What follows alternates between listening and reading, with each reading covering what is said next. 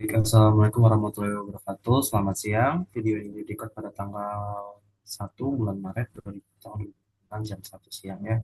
Di video kali ini saya akan menyelesaikan satu tugas pada mata kuliah Papro, yaitu membuat program yang mana kita menggunakan ARW untuk mengelola data akademik sebuah universitas yang memiliki beberapa fakultas. Setiap fakultas terdiri dari beberapa prodi. Setiap prodi juga memiliki sejumlah mahasiswa dan setiap mahasiswa memiliki beberapa nilai mata kuliah, sehingga program dapat menghitung nilai rata-rata nilai per mahasiswa per prodi atau fakultas. Intinya di sini, poinnya di sini adalah nilai rata-rata. Jadi kita pengen mencari nilai rata-rata per mahasiswa itu berapa sih per prodi atau per fakultas gitu loh. Oke, sekarang kita kerjakan untuk soal nomor 2. Kita sudah ada di file CCP di sini. Oke, pertama kita pesan dulu include providernya string, kemudian using space std, kemudian int main.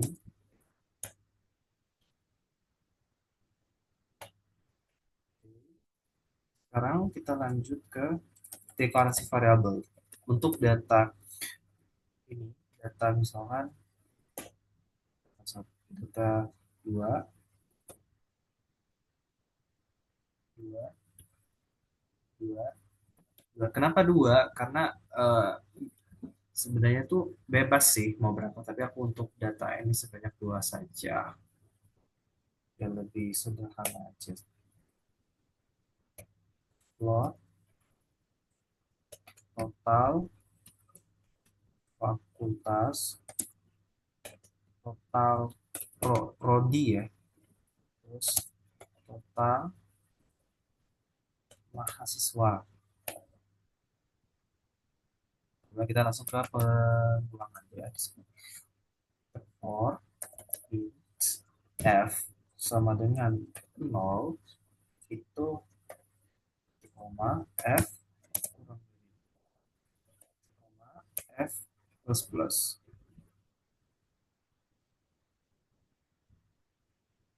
Kemudian for lagi int p sama dengan 0,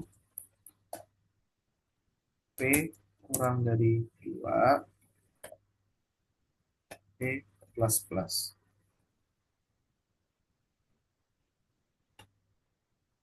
Oke, kemudian eh,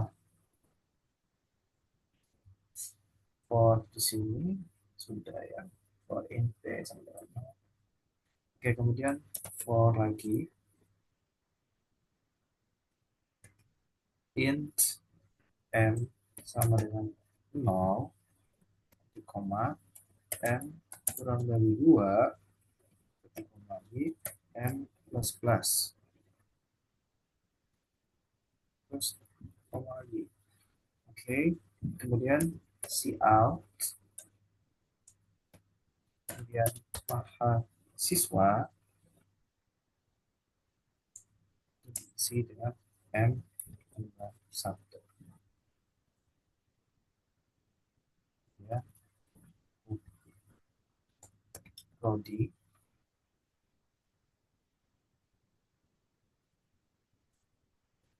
itu diisi dengan p tambah 1 lagi untuk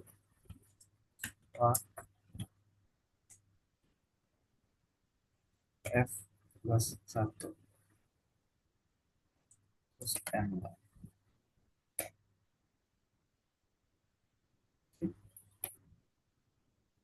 ya. For lagi int n sama dengan 0, n kurang dari 2, n plus plus ya. Cout nilai nilai n plus 1.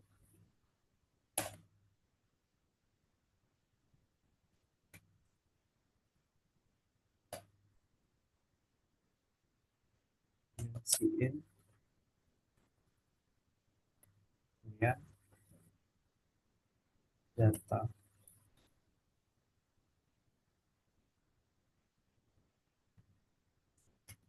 A, F, kemudian P, M, pas, prodi, mahasiswa, kemudian N. Oke, di sini ada 1, 2, 3, 4.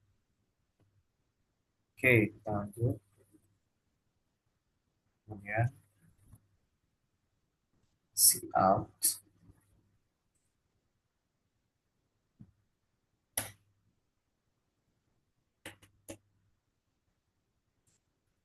data, data nilai ke mahasiswa.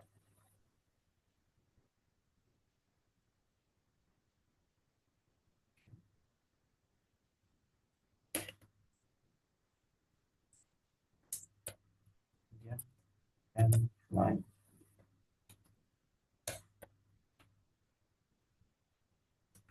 for int F sama F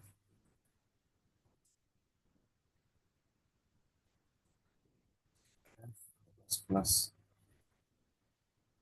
ya, for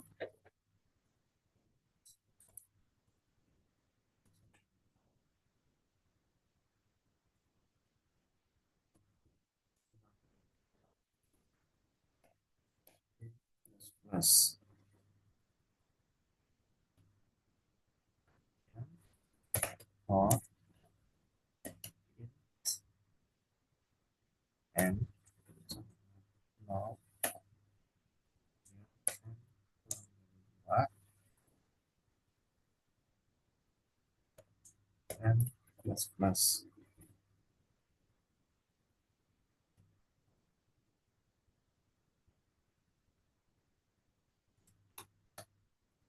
kemudian total sama dengan nol. Kemudian terus lagi for int dari NF N kurang dari 2 plus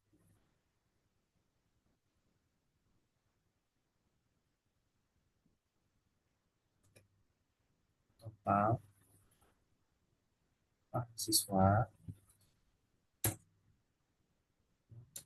data F dan P N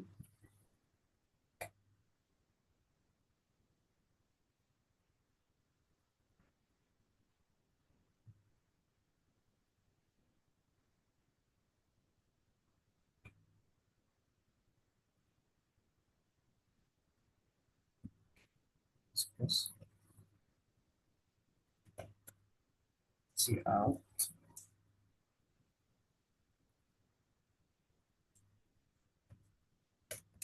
data data mahasiswa N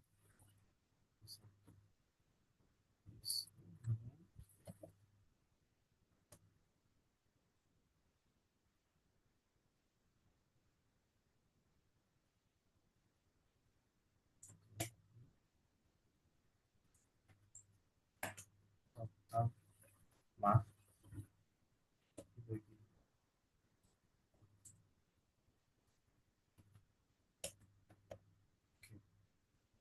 kemudian guys coba periksa dulu ada yang kurang di sini.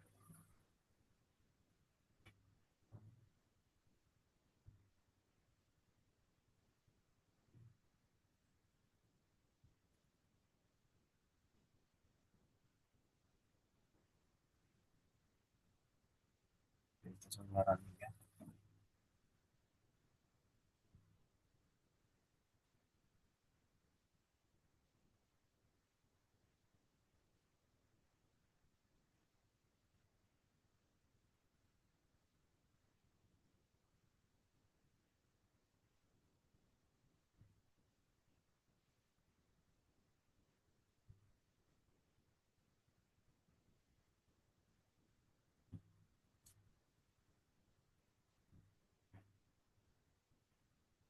Ya agak lambat. Misalkan ini mahasiswa satu, prodi satu, fakultas satu, misalkan nilai 8, 8. Terus mahasiswa dua, prodi satu, fakultas satu, misalkan 7, 8. Terus mahasiswa satu, prodi dua, prodi kedua nih ya, misalkan 9, terus 7,7. Misalkan mahasiswa prodi dua, mahasiswa dua, prodi dua, misalkan 5,6, terus 7,9. Terus mahasiswa satu, prodi satu, fakultas kedua, misalkan 9,5, terus 9,9 misalkan. Terus mahasiswa dua, prodi satu, fakultas kedua, misalkan 6,8, terus nilai duanya 7. Terus mahasiswa satu, prodi dua, fakultas dua, misalkan 9,9, terus 8,7. Terus misalkan mahasiswa dua, prodi dua, tadi kan mahasiswa satu, prodi dua, fakultas dua, ini mahasiswa dua, prodi dua, fakultas dua, 7,9. Nilai rata-ratanya udah keluar semua nih. Maka misalkan rata-rata mahasiswa satu 8, rata-rata mahasiswa dua 7,5, mahasiswa satu nih dari sini ya, dan baca dari sini 1, 2, 3, 4, 5, 6, 7, 8. Sini 1, 2, 3, 4, 5, 6, 7, 8. Jadi setiap hasil rata-rata dari mahasiswa tadi itu sudah dihitung di sini ya. Itu misalkan mahasiswa satu di sini itu 8, mahasiswa dua 7,5, mahasiswa satu yang ini 8,35, dan seterusnya sampai terakhir yaitu mahasiswa dua prodi dua fakultas dua. Lalu kita lanjut ke bagian penjelasan eh, penjelasan programnya ya. Oke. Oke, untuk deskripsi programnya seperti ini ya.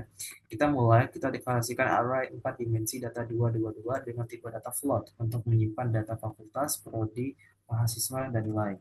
Kemudian kita deklarasikan variabel total MHS atau kita interpretasikan sebagai total mahasiswa dengan tipe data float untuk menampung jumlah nilai mahasiswa. Keempat, program menjalankan perulangan 4 lapis atau nested loop untuk menerima input data dari pengguna. 5. Program mencetak perintah kepada pengguna untuk memasukkan nilai mahasiswa berdasarkan indeks fakultas, prodi, dan mahasiswa yang sedang aktif. 6. Program menerima input nilai dan menyimpannya ke dalam array data FPMN. Setelah selesai input setelah input selesai, program mencetak judul rata-rata nilai mahasiswa. Kemudian program menjalankan kembali perulangan 3 lapis untuk mengakses data tiap mahasiswa.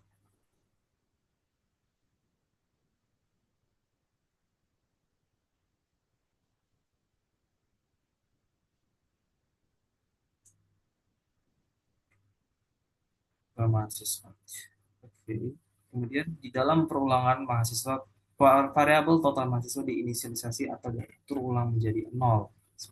Program menjalankan perulangan keempat untuk menjumlahkan semua nilai mata kuliah milik mahasiswa tersebut ke dalam variabel total mahasiswa. 11. Setelah semua nilai satu mahasiswa dijumlahkan, program menghitung rata-rata dengan membagi total mahasiswa dengan angka 2 jumlah nilai. 12. Program mencetak hasil rata-rata nilai mahasiswa tersebut beserta informasi mahasiswa, prodi, dan fakultasnya ke layar. Kemudian program selesai. Mungkin sedikit menjawab ya kenapa saya menggunakan di sini datanya itu 4 dimensi 2. Angka kurung siku 2 itu pada deklarasi float 222 yang 4 dimensi sebenarnya bukan aturan mutlak atau aturan yang tetap dalam pemrograman ini ya, melainkan ini merupakan suatu size atau ukuran yang ditentukan berdasarkan kebutuhan. Tadi kebutuhan soalnya kan tadi diminta mahasiswa, fakultas, prodi dan mahasiswa, gitu, total mahasiswa kan.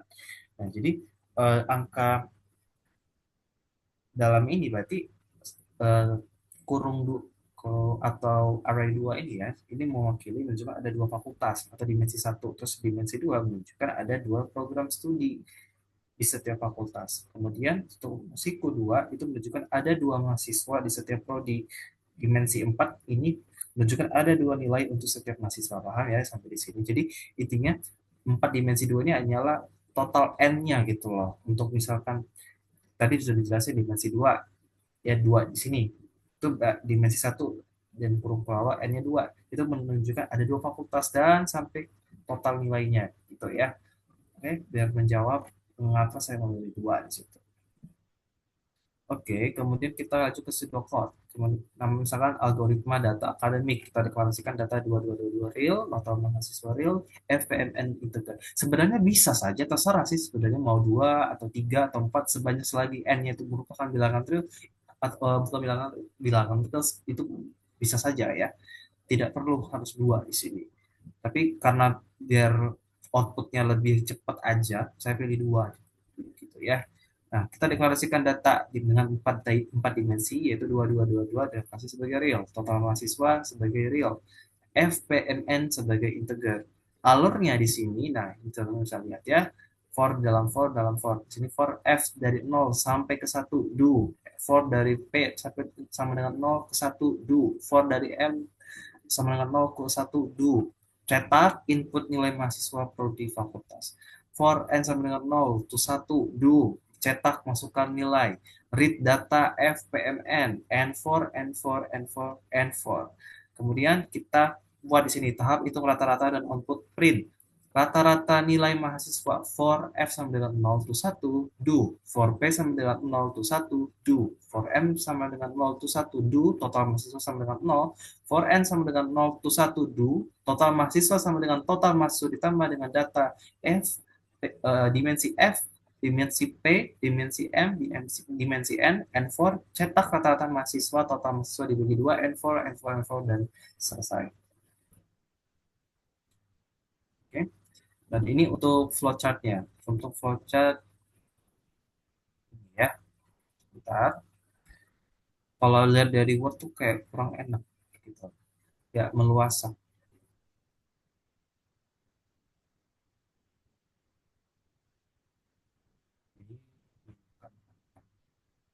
Ini untuk yang soal satu ya.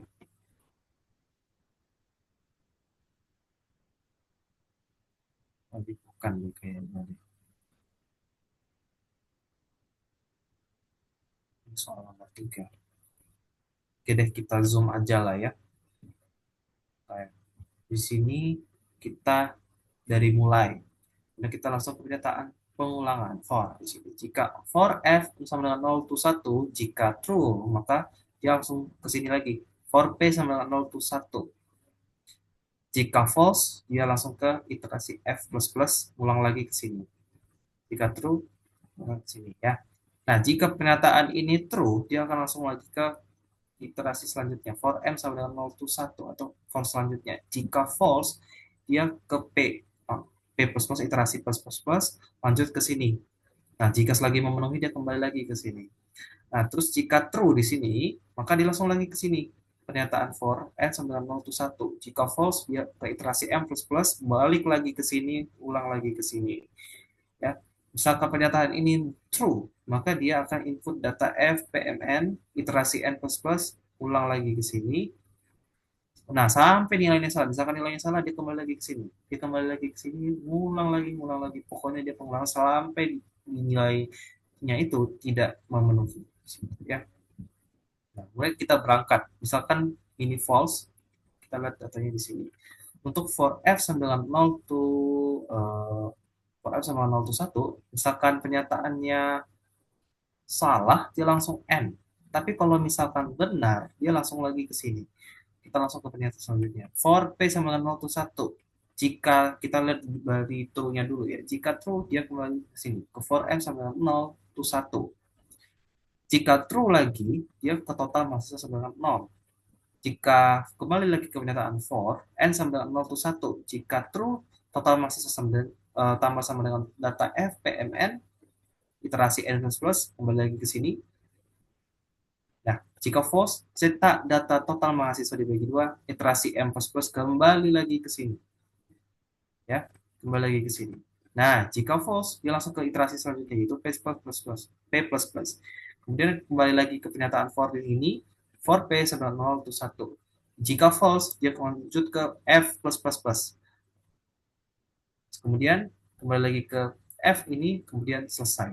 Jika itu false, ya. Itu dia untuk penjelasan flowchart-nya. Saya rasa sudah sampai di sini. Ini untuk soal nomor 3. Oke, saya rasa sudah lebih dari cukup. Mohon maaf jika ada kesalahan kata atau penjelasan kurang jelas. Saya akhiri. Wassalamualaikum warahmatullahi wabarakatuh. Selamat siang.